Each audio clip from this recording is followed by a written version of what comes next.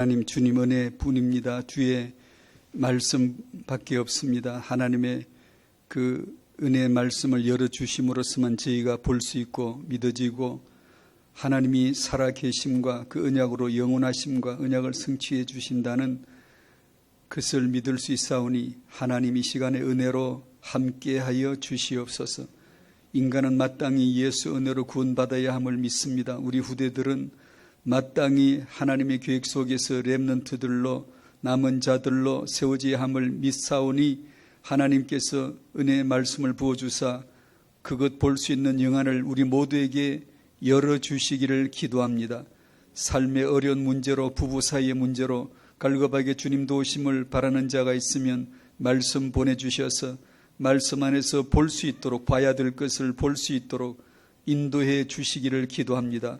하나님 말씀을 베푸심으로 우리의 자식 욕심이 영적 참 비전으로 바뀌게 하여 주시옵시고 우리의 신념으로 자녀를 양육하는 것이 아니라 하나님의 믿음으로 언약으로 성취될 언약으로 자녀를 축복할 수 있는 믿음의 부모들 다 되도록 도우시기를 기도합니다.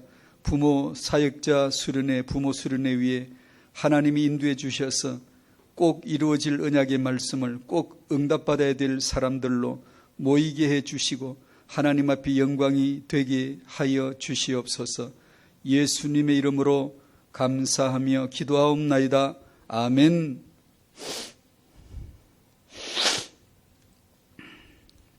태영아 부모 수련회 사역자 수련회에 기도해 주시기를 부탁하고요.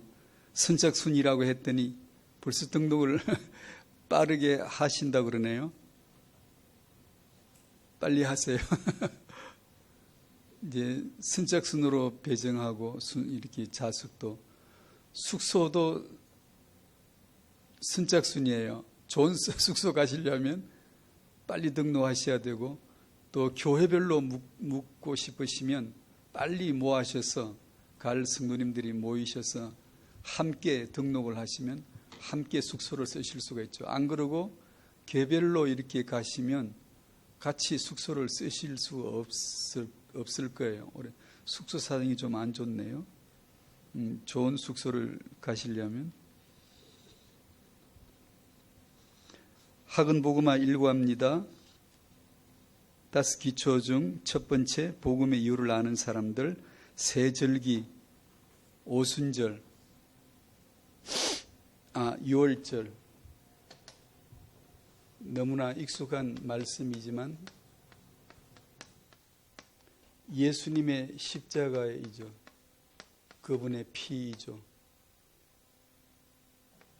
영원한 죄를 원죄를 저울에 달면 나타나지도 않아요. 원죄는 한국 법전에 있지도 않아요. 법정에서 다루지도 않아요. 이게 무슨 죄인지 뭔지도 몰라요. 이 원죄에서 저주에서 단번에 영원히 속량함을 받는 어마어마한 역사인데 너무나 안타까운 것은 실감이 안 나. 원리적이고 교리적으로 설명하고 그렇게 듣고 믿습니다라고 깨달아지긴 지는데 솔직히 말해서 실감이 안 나. 이게 이게 원죄가 뭔지 창세기 3장에 가본 적도 없고 나는 살아본 적도 없고 나는 선악과 옆에서 껍데기 하나도 얻어먹은 것도 없고 이게 감이 안 오는 거죠. 실감이 나나요? 저주에서 해방되었다. 지옥에서 구속받았다. 실감 나나요? 전혀 실감 없죠. 그렇다니까 그런 거죠. 성경에 있고 교리에 있고 증거자가 증거할 때 듣고 그렇구나라고 믿는 거지 믿어도 참 실감 안 납니다. 성령께서 실감 나게 해 주시지만 그 개인적인 차이가 있지만 그래서 오순절이 있는 겁니다. 오순절. 오순절은 성령이시죠. 성령이 내주하세요. 난리가 나겠죠. 이제 실감 날 겁니다. 성령의 소욕과 내 육체의 소욕이 정면으로 부딪히게 되어지고 나 오늘 교회 갈까 안 갈까? 주일날 교회 가야 되냐? 내 친구들하고 그 모임에 약속된 데 가야 되냐? 여러분은 날마다 순간마다 선택해야 되고 결단 내려야 되고, 내가 그리스도를 따를 거냐 내 육을 따를 거냐, 그 사이에서 찢어지는 아픔, 그것이 날마다 제 십자가를 져야 되고 평생 가야 돼요. 실감 나죠? 이것이 실감이 안 나면 당신은 예수의 핏값으로 구원을 받았다라고 하는 것이 어떻게 믿어질까? 그 막연한 게 원리적으로 관념적으로는 들었지만 실제로 내가 만나보지 못한 그것이 과연 난 구원받았다고 어떻게 생각을 할까? 성령께서, 성령의 검곳 하나님의 말씀, 칼이죠. 칼을 착 뽑기 시작합니다. 뭐 하시게? 이 장수가 칼을 뽑았어요. 마귀 잡았나요? 원수 때려잡았나요? 만약에 성령께서 말씀 칼을 뽑아가지고 원수를 치기 시작했다면 2000년이 지난 지금 세상은 이 조무래기들, 죄인들, 악당들, 반기독 세력들 깡그리 벌써 다 없앴어야 되지. 왜냐? 기독교인들이 모여서 합심해서 기도하고 통성으로 기도하고 주여 마귀를 멸하시고 귀신들을 없애시고 기도하면 그대로 응답을 하실 텐데, 지금 세상을 보니까 성령이 칼을 빼들고 말씀의 칼을 빼들고 가시는 곳은 그 고소하게 죽여 없애버렸으면 좋을 마귀나 반기독이나 이런 세력들이 아니고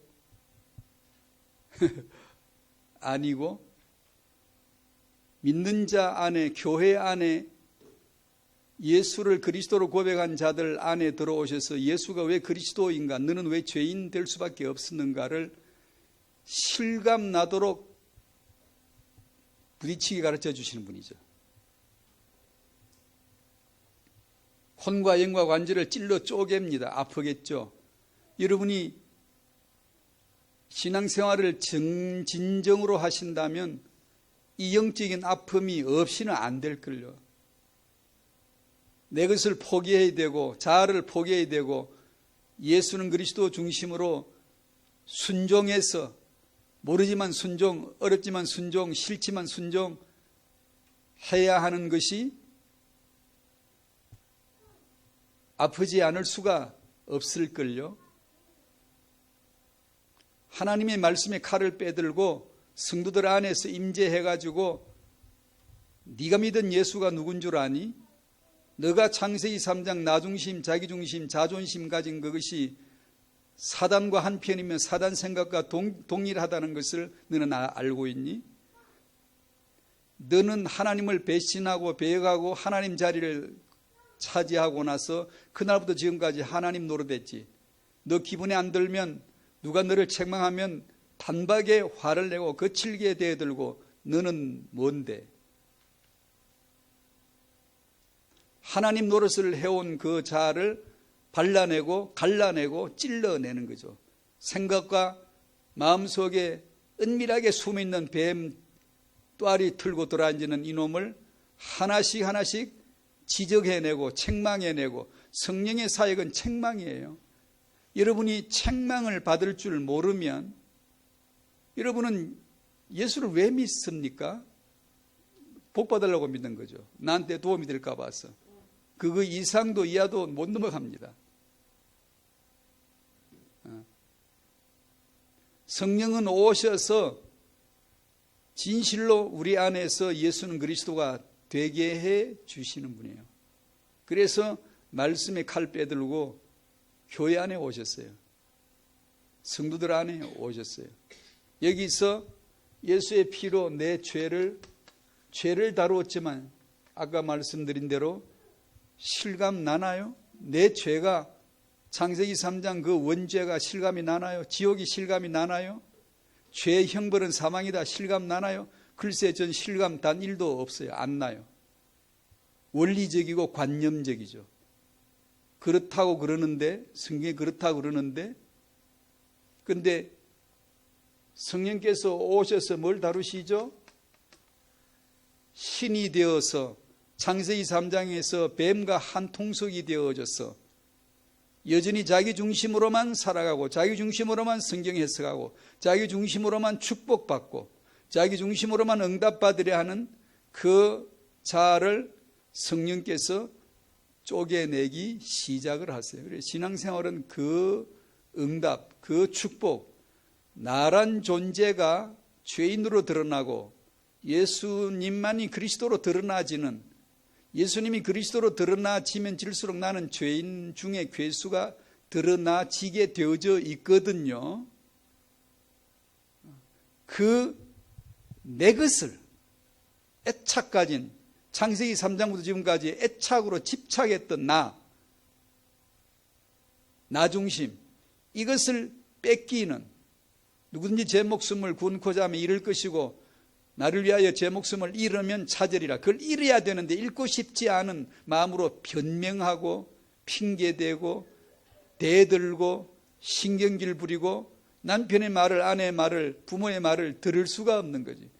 그 반역자를 성령께서 말씀으로 하나씩 찍어내는 겁니다. 그럴 때 기쁨.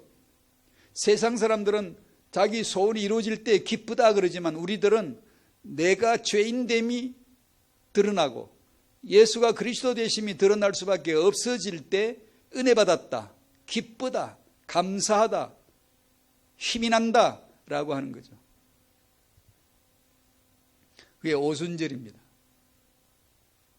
6월절의 그 피, 그 죄사함 실감나지 않지만 오순절의 성령은 실감납니다. 내주하시니 삶에서 말씀으로 하나씩 적용시켜버리니, 어정쩡하게 말씀 대충 그냥 듣고 말씀 따라갈 마음이 별로 없고 이러면은 아픔도 없고 기쁨도 없고 이게 내가 예수 믿는 건지, 글쎄 6월절에 그 피로 죄사함 받는 거 실감 안 나요? 뭐 실감 나나요 진짜? 전 하나도 안 나요. 뭐가 실감 나죠? 내주하신 성령. 내가 내 육체의 소욕대로 행하려 하면 딱 태클을 거시고, 너 그렇게 해도 되겠니? 너 그렇게 말해도 되겠어? 생각해보고 말해야지. 너 내게 물어봤어?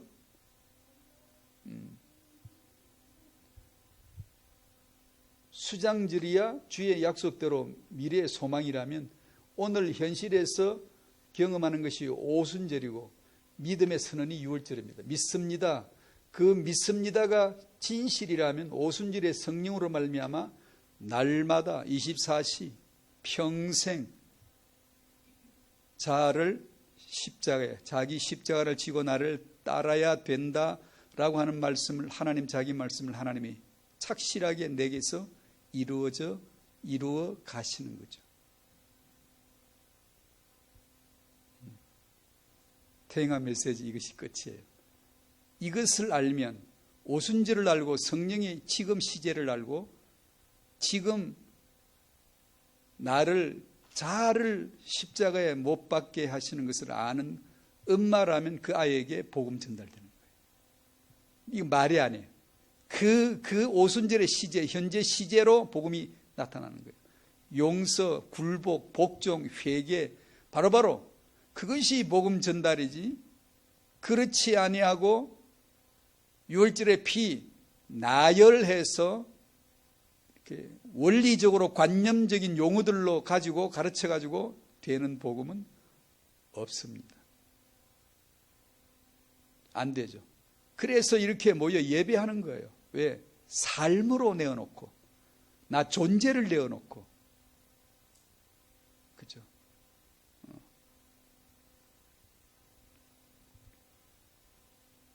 그것이 6월절과 오순절의 뜻입니다. 6월절의 피, 예수 피를 믿어 구원을 받지만 성령께서는 내 안에 들어오셔서 뭐 하실까요? 죽이죠. 그걸 사도행전 1장 8절 용어로 정인이라고 했고, 정인이라 읽고 정인이라 쓰고 우리는 뜻으로 순교자로 봤습니다. 그래서 오해하지 말라고 순교자란 단어를 거기다 끼워 넣고 정인이라고 읽습니다. 성령이 임하시면 넌 죽어, 그 말이에요. 뭐가 죽죠? 나중심. 창세기 3장 나중심. 마땅히 죽어야 될 그것을 죽여주시는 이 성령의 역사가 얼마나 고마운지, 얼마나 감사한지. 그러면 세상 나가서 불신자 가운데, 불신자 가족 가운데 예수는 그리스도, 나는 죄인 드러나지 않을 수가 없거든요. 이렇게 내가 순교자가 되어 죽지 아니하면, 즉 성령으로 사역을 받지 않고 가서 경쟁적으로 복음을 전도하고 서로 싸우면서, 서로 교단끼리 싸우면서, 그것은 오순절에 성령 물리쳐 버렸다는 겁니다. 아무리 교리적으로 믿습니다 아무리 그리 떠들어도 실질적으로는 죽지 않은 거예요. 죽지 않았다는 이 말은 성령 거부했다는 거예요. 성령 역사는 관념이 아니에요. 오늘 지금 함께 하신 내 생각과 마음을 훤히 통찰하시면서 하나님의 소원대로, 하나님의 말씀대로 복종되도록 안내를 해주세요. 인도를 해주세요. 따라가시기를 바랍니다. 예 주님, 적시로 예 주님, 남편이 나에게 아주 기분 나쁜 소리를 했으면 예전에는 기분 나쁘게 왜 그러냐고, 니는 누군데, 그런 사람이 성령으로 감시를 받으면 적시로 예 주님 맞습니다. 저 사람이 말하는 것이 맞을 뿐 아니라 저보다 나는 더 했던 사람입니다 라고 나만 죄인됨을 고백하고 예수는 그리스도 보혈로 덮어 주십시오. 그리고 저 사람도 그 은혜로 말미암아 그 죄 용서받도록 도와주십시오 라고 나오게 되어지는 것이 성령이 임한 자의 정인이란 뜻입니다. 그게.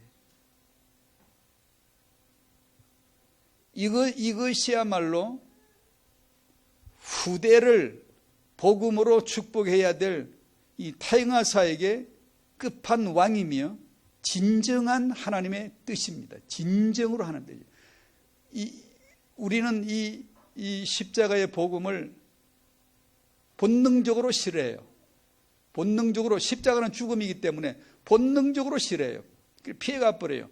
예수 믿고 6월절 그 피로 구속함을 받았네, 얼씨구 좋아, 날 구원하려고 누가 죽었다니까 기분 안 좋은 사람 누가 있어요? 뭐 모르겠는데 원리적으로 관념적으로 이지만 나 살리려고 누가 죽었다니 참 다행이고 그냥 고맙고 내 보따리나 내놓으시죠 라는 심사가 없을 리가 없어요. 그런데 그 십자가가 나의 십자가가 되게 하신 하나님의 뜻은 피해버려요. 제가 만나서 태영아 엄마들 여러분, 100%는 아니지만 여러분에게서 들은 얘기, 난 십자가는 안 된다. 십자가 지는 것은 안 된다. 왜 안 되죠? 자기가 지려고 한 것이죠. 나의 십자가 지고 나의 짐은 가볍고 나의 멍에는 쉽다라고 하셨는데 그 주의 십자가를 모르고 나의 십자가를 해석을 하니까 어려운 거예요. 어려운 거예요. 인간은 본능적으로 십자가를 회피합니다. 나를 위해 주고 나를 축복해 주는 것을 듣기 좋아하지, 나를 죽인다, 나의 십자가, 나도 십자가 져야 된다 라는 것을 본능적으로, 본능이란 말은 나도 모르게 잠재의식에, 내 의식이 아닌데 나는 그런 생각도 안 했는데 벌써 내 잠재의식은 싫어. 나는 환영받고 싶고 칭찬 듣고 싶고 나중심으로 박수 쳐주는 거, 그런 걸 좋아하는 거죠. 그래서 십자가를 탁 피해버리고 예수 십자가만 들고 위대한 사명의 찬가를 부르고 위대한 비전의 선포를 하고 세계복음화 할 거야 라고. 아니, 세계복음화 하지 마세요. 자기 십자가 지는 복음을 오순절 성령으로 자기 자리에서 증인이 되고 순교자가 되는 그것이 땅끝이지, 세계복음화 시작이 되는 것이지, 그것을 간과하면 이것은 육으로 나가는 겁니다. 그래서 말씀 공부하는 사람들이 그때 가서 무너지는 이유가 이 십자가 죽지 않았거든요. 성령 하는 사람들이 은사가 나타나고 능력이 아무 소용없는 거예요. 자기 십자가 안 졌기 때문에, 자기 죽지 않았기 때문에 자기 자랑, 자기 교만으로 어느 날 완전히 무너져 버려요. 이것이 전도예요. 이것이 선교예요. 근데 우리들은 이런 십자가를 간과해 버리기를 원해. 본능적으로 회피하고 바로 하나님의 영광을 위하여. 아니, 우리는 하나님의 영광을 위할 수 있는 그런 존재가 아예 못 돼요. 그 정도 될 것 같으면 예수님 십자가 죽지도 않죠. 우리가 그 정도로 하나님의 영광을 위하여 살만합니까? 그리고 하나님의 영광을 위하여 산다는 말 자체도 본질적으로는, 영광이란 단어는 정인 순교자에게만 썼어요. 하나님의 뜻 피할 수 없어요. 정확해요.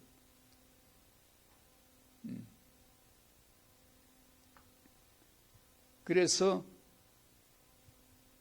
태영아 부모님들에게 나누고 싶은 얘기입니다. 제 향후, 제게 기회가 주어진다면 제 나눌 말씀의 흐름입니다. 왜냐하면 이것은 진정한 말씀. 욕심 부리지 마세요. 자식 욕심 부리지 마세요. 내가 복음 전달해 놓으면 이 자식은 문제없이 복음의 사람이 될 거라고 기대하지 마세요.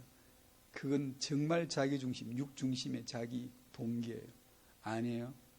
당신의 자녀가 기대했던 길로 가지 않고 때로 빗나가거나 때로 1등하지 못하거나 성공자가 되지 못하더라도 실망하시면 안 돼요.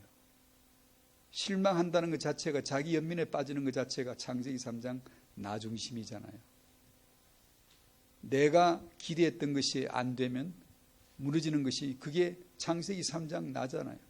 그것을 성령께서 하나씩 덜 추원해 주세요.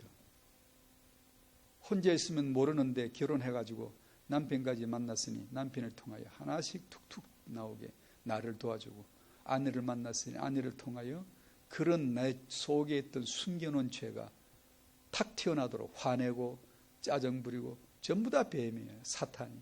자기가 신이란 말이에요. 그리스도의 평강이 내 마음을 주장하게 하셔야 되고, 아무 두려운 일에도 놀라지 아니하면 그의 딸이 되는 것이니라. 그런 여인의 성경적 여자 없어요. 이 땅에 남자 없어요. 그냥 뭣도 모르는 인간들이에요. 성경을 알 때, 이 복음을 알 때 여자가 되는 거예요. 하나님이 창조하신 여자가 되는 거예요. 그 하나님의 복음 속에서 내 여자 모습, 내 남자 모습을 발견할 때 드디어 그 남자, 그 여자가 되는 것이고, 그러고 나면 예수는 그리스도란 복음 하나가, 연합 하나가, 한 몸 하나가 쫙 보여지게 되는 것이죠. 그만해야 되겠네.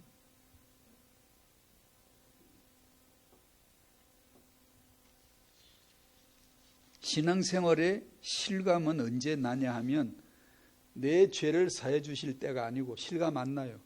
이것이 언제 실감 나죠? 이때 내 자아를 성령이 건드릴 때. 예수 믿으면 자기 중심대로 못 살아요. 살게 안 둬요. 고급 민족, 우수 민족, 언약 백성, 하나님의 나라답게 하나씩 탁탁 건드려 주세요. 이렇게 하면 좋은데, 근데 그거 버려야지. 간섭받죠? 그것을 인도받는다라고 했는데 우리는 간섭이라 그러죠.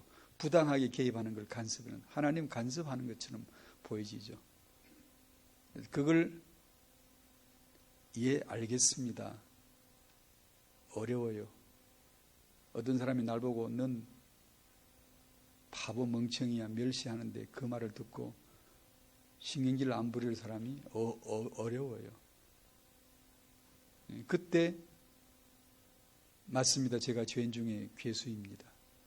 그렇고 말고 예 주님 인정합니다.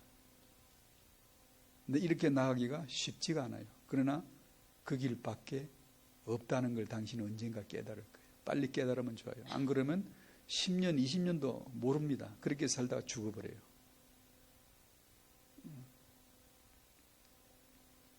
창세기 30장을 여셔서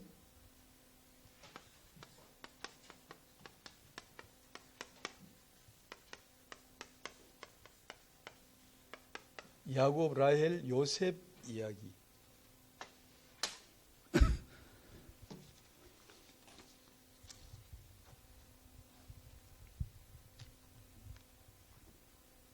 창세기 30장 22절에서 24절까지 같이 읽죠. 시작. 하나님이 라헬을 생각하신지라 하나님이 그의 소원을 들으시고 그의 태를 여셨으므로 그가 임신하여 아들을 낳고 이르되 하나님이 내 부끄러움을 씻으셨다 하고 그 이름을 요셉이라 하니 여호와는 다시 다른 아들을 내게 더하시기를 원하노라 하였더라. 야곱의 아내 라헬이 야곱에게 11번째 아들 요셉을 낳는 얘기입니다. 그때 25절을 같이 읽을까요? 시작. 라헬이 요셉을 낳았을 때에 야곱이 라반에게 이르되 나를 보내어 내 고향 나의 땅으로 가게 하시되라고 라반에게 외삼촌에게 나 이제 집으로 가겠습니다. 돌려보내주세요 라는 말을 하기 시작했습니다. 자, 35장 16절.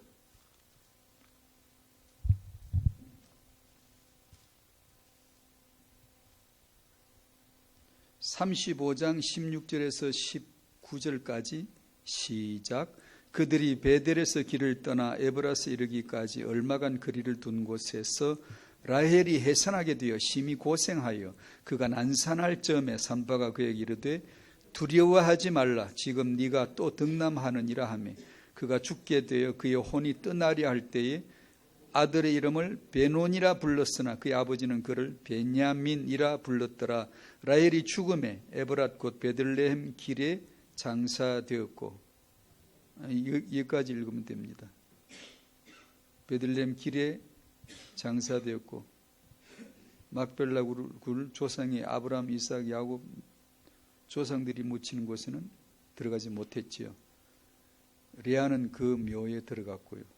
자, 라헬이 요셉을 낳았을 적 11번째 아들을 낳았고 야곱이 그때 가나안으로 돌아가겠다라고 제안을 했고, 그리고 돌아가는 길에 라헬이 임신했고 그 길에서 해산하여 12아들이 딱 채워지는 그 순간에 라헬은 하나님의 부름을 받아 생명을 다하죠. 그 얘기입니다. 첫 번째 나누고 싶은 내용은 하나님의 주권, 역사에는 하나님의 계획이 있다. 우리는 역사의 표면만 보기 때문에 그 역사의 내면에 있는 하나님의 계획은 안 보이죠. 못 보죠. 볼 마음도 없죠. 그 하나님의 역사의 내면의 역사를 규정하고 역사를 지시하고 역사를 인도하는 이끄는 주권자, 주체자 하나님의 그 계획은 내면에 있기 때문에 육안으로는 아무도 모르죠. 그냥 우리가 살면 사는 것보다라고 했는데 피조물들의 그 정말로 흙과 먼지와 티끌로 형성되어진 피조물들의 자기 생각일 뿐이고, 역사는 내가 인간들이 사는 것이 아니라 하나님이 사시는 게 역사거든요. 그게 성경 기록이에요. 성경에서는 세상에서 사람들이 살아가는 세상 역사가 아니라 그 역사에는 이러이러한 하나님의 계획이 있었다. 하나님의 주권 안에서 이루어진 것이야 라고 하는 세상 역사에서는 듣도 보다 못한 얘기를, 역사를 해석해서 기록한 것이 성경이죠. 그래서 저희가 이런 자리에 모이는 것은 역사를 표면으로 단지 역사적으로 해석하거나 듣고 싶어서가 아니라 우리의 후대들을 이 세상에서 가치 있게 역사적인 의미가 있게 그러고 싶어서 모인 게 아니라 역사의 내면에 흐르는 하나님의 계획, 그 주권자의 뜻을 쫓아서 나와 내 후대가 그렇게 인도받게 되어져 있음을 보고자 하는 것이죠. 그래서 최고로 중요한 게 하나님을 아는 거죠. 하나님의 역사의 계획을 보는 거죠. 그러면 그 자와 하나님이 함께 하시는 거죠. 그 믿음은, 그 역사의 내면을 보는 것은 믿음의 눈이라고 지혜와 계시의 영을 주사 마음문을 여사 하나님의 그 뜻을 알게 하시고 하나님의 뜻의 총체는 그 핵심 하나는 모든 것을 끌어가는 선두는 예수는 그리스도이시죠. 예수는 그리스도이시어야 되다 보니까 나는 죄인일 수밖에 없죠. 창세전에 이미 인간은 죄인으로 낙점되어 있어요. 살다가 죄 지은 게 아니고요. 보이는 역사는 보이지 않는 곳에서 내려온 더러운 저 하늘 끝에서 보이지 않는 하늘에서 각본 하나를, 두루마리 하나를 툭 우리 역사 속에 툭 떨어뜨려 주시고 세상 역사는 이 각본대로 쫙 펼쳐지는 거예요. 그래서 성경을 읽다 보면 사람들이 많이 나오죠. 오늘도 야곱, 라헬, 요셉, 베냐민 나오죠. 하와, 아담 나오고 뱀도 나오고 뱀과 하와의 대화도 나오고 여러 가지가 나오죠. 거기서 인간의 도덕성이나 인간 중심의 얘기들은 기록하지 않아요. 그렇게 건덕지가 없어요. 그 가운데서 하나님의 계획만을 쭉 흘러가게 하시는 거예요.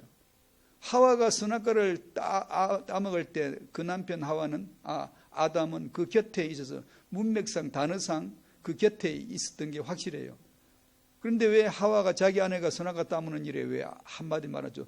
저 같으면 못 이길지라도 여자한테 못 이길지라도 말은 해야지. 먹지 마라. 먹으면 안 된다. 말은 해야지. 한마디 없죠. 아담이 정말 한마디 안 했을까요? 아내가 따먹고 남편에게 잡숴라고 줄 때 한마디 말도 없이 그냥 받아 먹을 수 있습니까? 제가 그 자리에서 남편이었다면? 그럴 수는 없잖아요. 하나님의 계획은 그게 아니니까 그런 기록은 이런 방구를 안 합니다. 삭제시켜버려요. 하나님의 계획만, 주권자의 뜻만 드러나게 하시면 되는 거니까. 즉 우리와 우리 후대를 향하신 그 하나님의 계획과 목적이 역사의 내면에, 우리가 결혼, 임신, 출산, 육아는 표면적인 사건 내면에 그 안에 하나님의 계획이 있으시다. 주권적 통치가 있으시다. 라는 것이 오늘 메시지의 중요한 것이죠. 그러면 되는 거예요. 그러면 그런 믿음으로 살아가면 되는 거예요. 우리 보기에 다 일제히 똑같이 렘넌트의 IQ가 얼마가 돼야 되고 반듯해야 되고 성경 구절은 몇 개 정도는 암송해야 되고 성경 구절 암송 많이 시키세요. 좋은 거죠. 말씀 암송하는 게 얼마나 좋아요. 당연하죠. 하지만 말씀 암송 많이 했다고 해서 렘너가 되는 건 아닐 수도 있어요. 전혀 말씀을 몰랐어도 하나님이 택한 자를 어느 날 탁 집어 올리면요 6개월 만에요 다 들어가 버려요. 전 믿어요. 그걸 믿어요. 외람되지만 작은 제게도 그런 경험은 있고요. 아무것도 몰라도요. 배경이 단 하나도 없어도요. 아무 상관없습니다. 그리스도 안에서 택한 자를 하나님이 불러내시면 하나님이 성령으로 호흡을 살짝 휙 한번 불어버리면요. 신구약이 쫙 배열됩니다. 말씀이 쫙 이렇게 악유를 맞춰서 배열됩니다. 그게 그거구나. 이게 이거구나. 하나님이 성령으로 말씀을 가르쳐 주시죠. 그렇다고 해서 다 그렇게 안 하면 뭐 난 아무것도 아니구나 이런 뜻은 아니고요.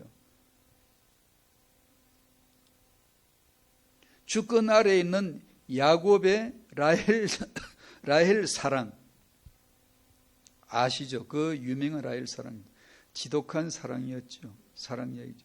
세월을 잊은 사랑, 7년 일해주고 또 7년 일해주고 14년 앞뒤 아무것도 안 보고 라헬하고 결혼만 할 수 있다면 뭐든 할 수 있었던 야곱의 사랑, 윤신의 열애 같은 노래 부르는 태워도 죄가 되지 않는 진주처럼 영롱한 사랑을 태우리라.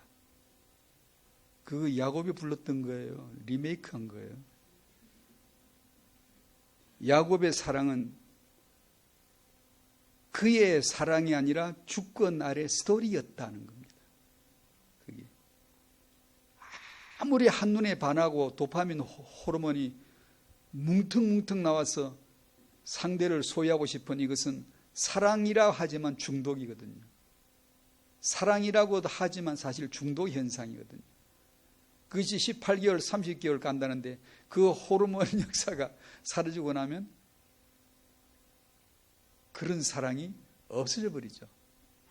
그러다고 해서 사랑이 식었다 없다가 아니라 실질적으로 사랑할 수밖에 없는 이제 기회가 온 거죠. 영적으로도 똑같아요. 여러분도 그러셨나요? 전 정확하게 그랬어요. 하나님이 처음으로 사랑 주실 때는 아무것도 안 보여요. 그리스도 안에서 성령으로 말미암아 오로지 그 사랑이 내게 흘러넘칠 때는 예수님밖에 안 보이고 그 주님 앞에 뛰어가고 예배가 최고고 말씀 받는 말씀이 목사님이시고 전도사님이시고 아무 상관없어요. 누가 전하셔도 하나님의 넘치는 은혜가 흘러넘치는, 왜냐하면 말씀은 하나님이 주시는 거니까. 그냥 기도를 안 해도 생각만 해도 벌써 응답이 와 있고요. 예, 정말이었어요. 하나님 이거요 그러면 생각하는데 벌써 응답이 와 있어요. 야, 이 놀라운 거구나. 하나님 나라가 이거구나. 성령으로 역사하는데 어느 날 세월이 지나면서 하나님은 하나님의 것으로 환장하고 있는 그 사랑에 미쳐 있는 나를 젖대면서 슬슬 하나님의 것이 아닌 하나님 자신만으로 너가 만족할 수 있도록 가르치기 시작하시면서 정을 뗍니다. 살살 뗍니다. 기도해도 응답 멀어요. 남편의 허물은 왜 그렇게 보이고 아내의 허물은 왜 그렇게 보이고 왜 이렇게 힘은 없어지고 아무리 옛날처럼 묵상을 해도 그 넘치는 은혜는 없어지고 이제는 차분하게 차근차근하게 하나님을 인격적으로 인정해야 되고 하나님의 선물이 아니라 하나님만으로 내가 완벽하게 믿을 수 있을 때까지 하나님은 연단에 들어가기 시작해요.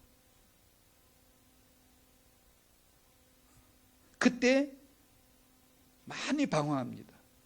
내가 은혜가 떨어졌나 보다. 내가 이 믿음이 맞나 안 맞나 헷갈리고. 아니요.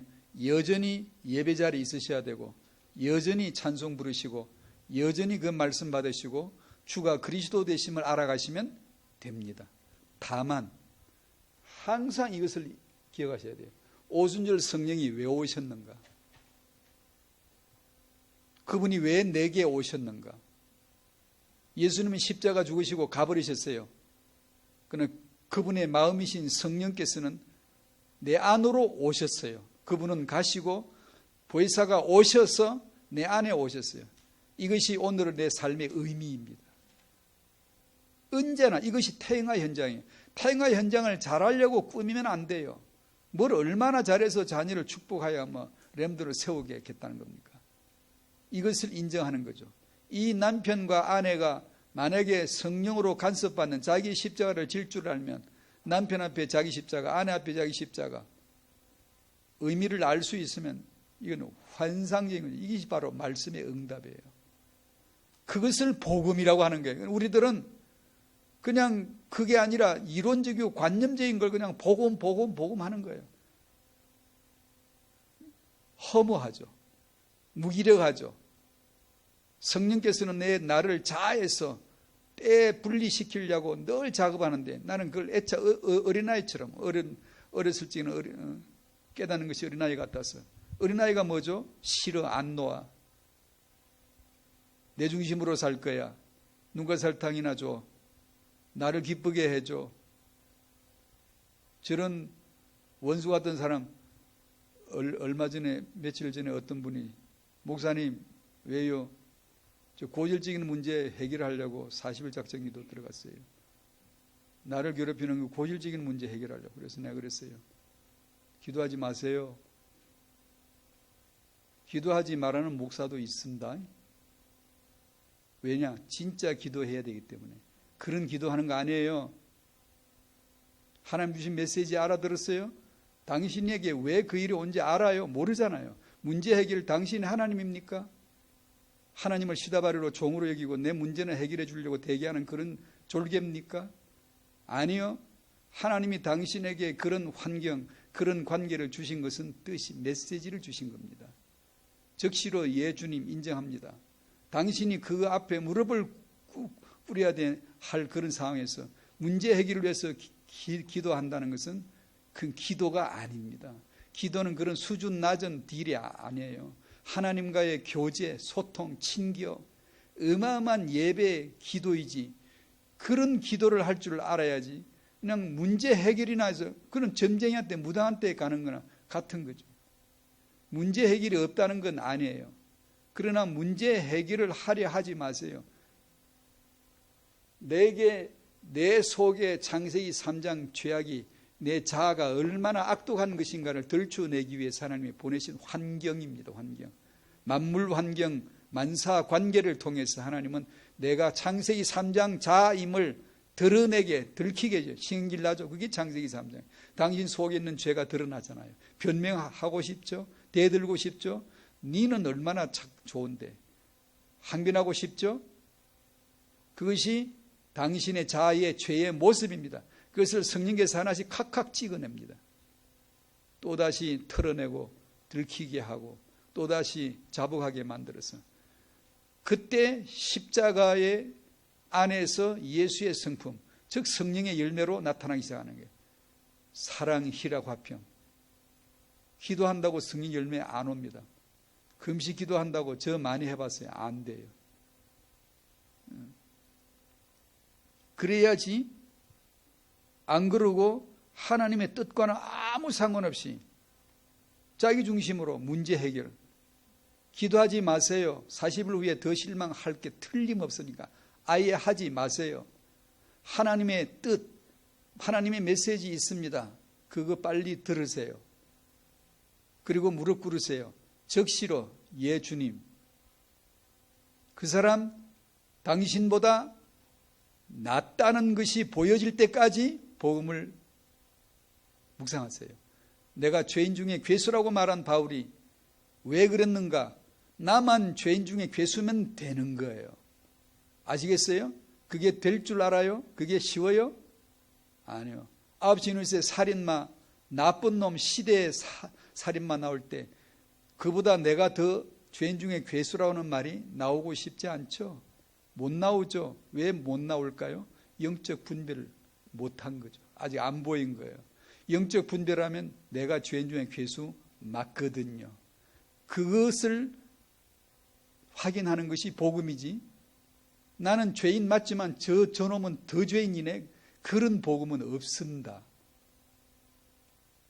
나도 좀 나쁘지만 내 남편은 더 악질이야. 그런 복음 없습니다.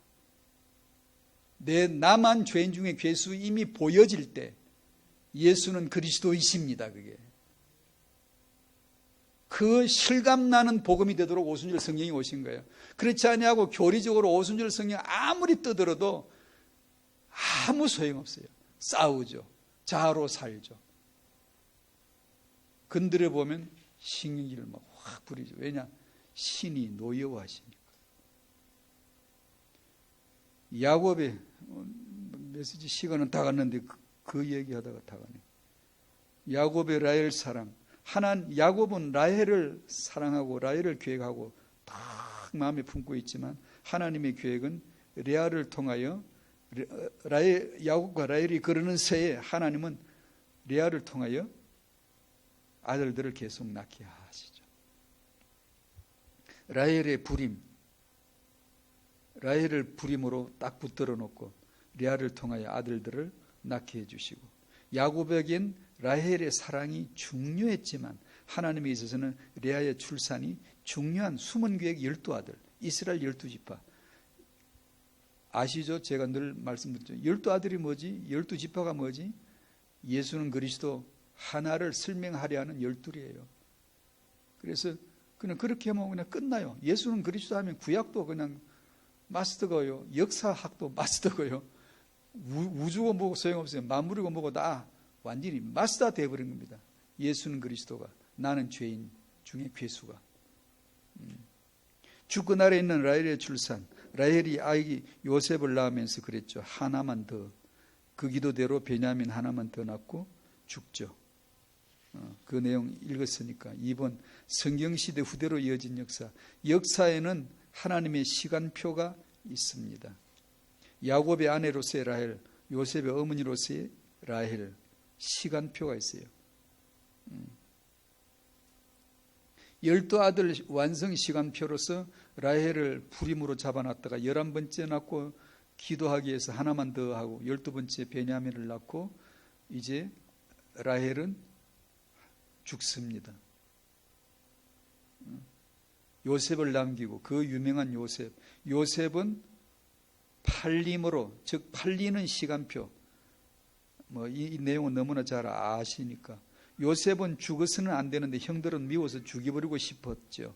하나님은 요셉 애국으로 팔려가게 하셔야 하고, 하나님의 수첩에는 이미 적혀져 있죠. 주권 계획이.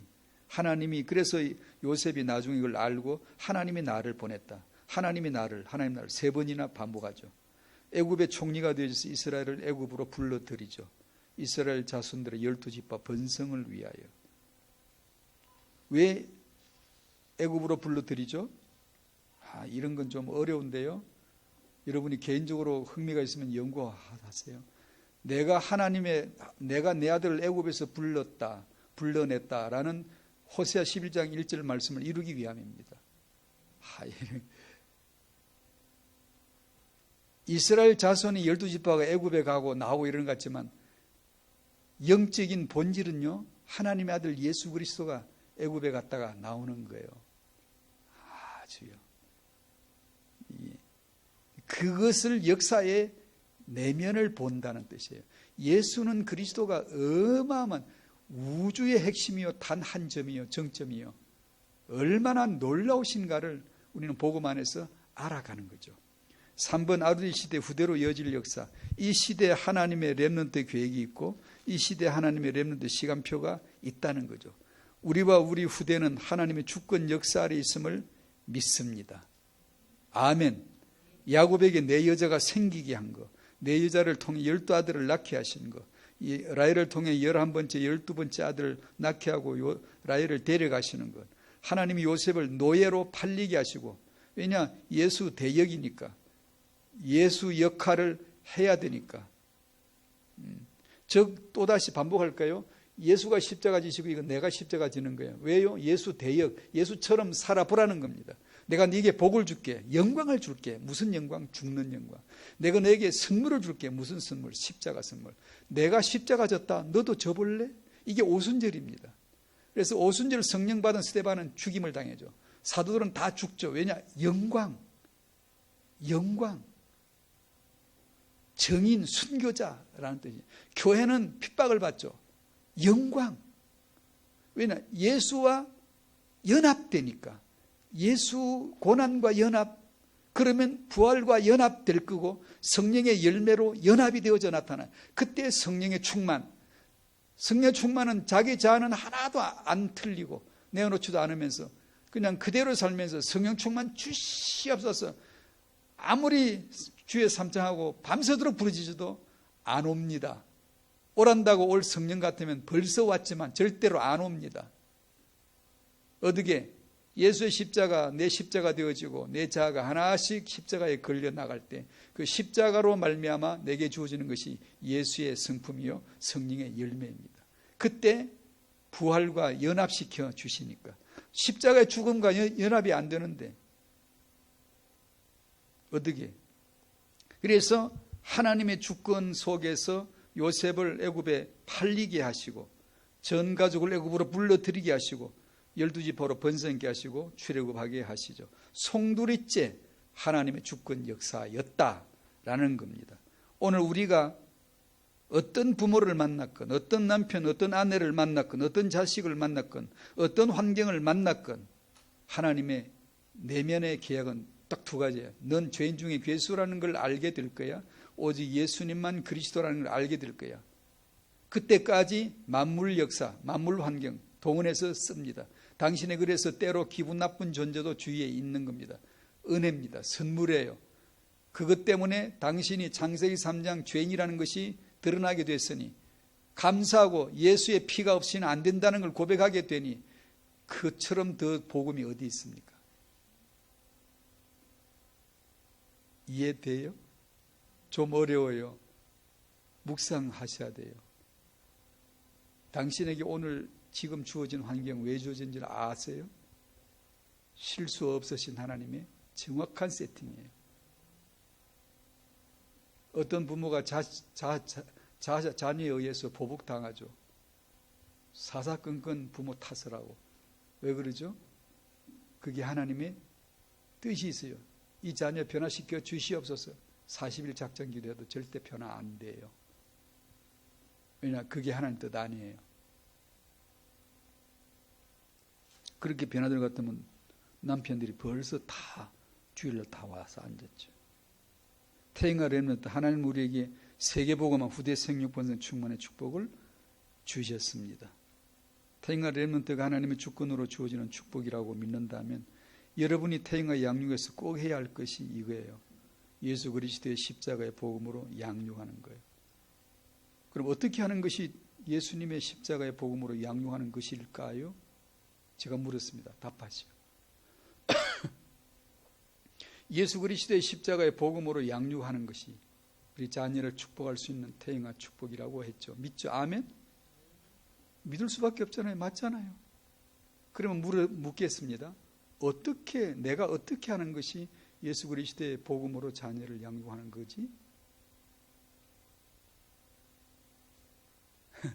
이거죠. 제가 그걸 학원 녹음해서 이걸 설명을 좀 한 거예요. 부모가 자기의 십자가를 지고 주님을 따르는 거예요. 마태복음 16장 24절이죠. 왜냐? 주님이 그렇게 말씀을 해버리셨어. 그래서 그것대로 되게 되어 있어요. 그 길로 안 가면 이상의 신앙생활이 꼬여 안 돼. 5년 10년 믿어도 이상하게 안 돼. 왜냐? 그 길이 주님의 길이 아니기 때문에. 부모된 우리가 자기의 십자가를 지고 매일 주님의 십자가 따라가는 그것, 그리고 그러면서 모든 것을 활용하세요. 육아 책도 읽고 육아 상식도 동원하고 육아에 공동체 육아에서 같이 서로 나누고 배우고 적용하고 모든 것을 불교 신자가 쓴 육아 책이라도 그리낌 없이 턱 잡고 읽어버리면 돼요. 내가 주의 십자가 내 십자가만 안다면. 그런 복음이 안 돼 있으면 영향을 받죠. 흘러 들어오죠. 그러면 자기도 모르게 위험해질 수 있어요. 자, 오늘은 여기서 마칠게요. 네, 야곱, 라헬, 요셉 얘기였지만 오늘 메시지는 제 마음에도 그것밖에 안 남네요. 하나님의 주권, 역사의 내면에 흐르는 그분의 계획, 예수님의 복음, 오순절로 말미암아 나의 십자가 되게 하시는 그분의 계획. 하나님 아버지 감사합니다.